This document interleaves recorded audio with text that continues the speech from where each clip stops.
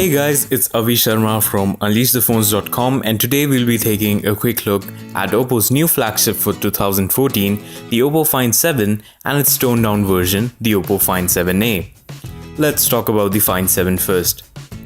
The Oppo Find 7 has a 5.5-inch display, which to put in perspective is just 0.2 inches shy of the Samsung Galaxy Note 3. But still, due to its extremely narrow bezels and the overall design of the device, it doesn't feel like a phablet at all. As soon as you would pick up the Find 7, you'll fall in love with how it just feels in your hand. The weight and the curves are just perfect, and the addition of the blue colored breathing skyline notification light adds to the appeal. Even though it's not completely a metal build, the titanium aluminum body frame used on the device along with the materials used on the back give it a very premium feel. On the left hand side we have the power key, whereas on the right hand side we have the volume rocker. On the top we have the 3.5mm jack, and on the bottom the micro USB port and the microphone. Talking about the hardware, the IPS LCD display is an absolute beauty. It is also one of the USPs of the device, as it packs a Quad HD 1440 into 2560 pixel resolution, which is also known as a 2K display. This means you get a pixel density of 534 pixels per inch, which is quite impressive. Needless to say, the viewing angles and the overall experience is very pleasing. The touchscreen is quite sensitive and can be used even when the screen is wet or when you're wearing gloves. The display is protected by the third generation of Corning Gorilla Glass. Going under the hood, the Oppo Find 7 packs a quad-core Qualcomm Snapdragon 801 chipset clocked at 2.5 GHz paired with the Adreno 330 GPU and 3 GB of RAM. The phone has 32 GB of internal storage but also supports SD cards up to 128 GB. The back panel is removable, where you will find the 3000 mAh lithium polymer removable battery which runs the device. Since the 2K display is bound to consume more power, Oppo has also added a quick charge feature on the device, which they are calling the VOOC rapid charging technology. This technology is supposed to charge the device up to 75% of battery in about 30 minutes.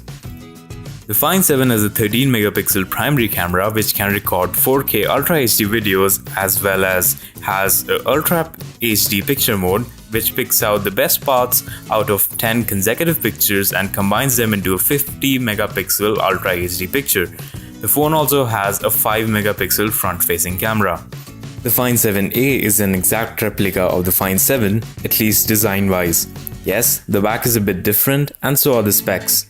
The Quad HD resolution screen drops to Full HD resolution, which gives 401 pixels per inch, which is not bad at all.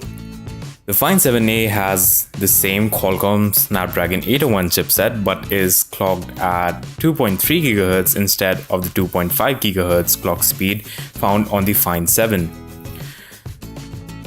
It is paired with 2 GB of RAM, a 2800 mAh battery, 16 GB of internal storage with support for microSD cards up to 128 GB as its main differentiators from the Find 7. Both the phones run Android version Jelly Bean 4.3 out of the box, but will soon be getting the KitKat upgrade. Oppo has its own color UI skin overlaying the Android experience, so we get all the gesture features that we saw on the Oppo N1, such as the gesture panel, the screen of gestures, etc. You can also wake up the phone anytime during screen lock just by saying "Hey Snapdragon," which will lead you to Google Now. Unfortunately, you can't change this voice command. Even though you don't get radio on both the devices, it's great to know that both the phones are 4G LTE ready, which is a great feature for future-proofing your purchase. For a price of Rs 37,990 and Rs 31,990 for the Find 7 and Find 7a respectively, they should really be the phones to check out in this range. Do check out the link in the description for the blog post for the same, which has even more pictures of the Find 7 and the Find 7a.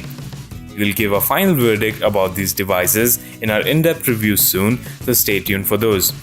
Also, don't forget to like and share the video, and do subscribe to my channel for more hands-on videos and reviews.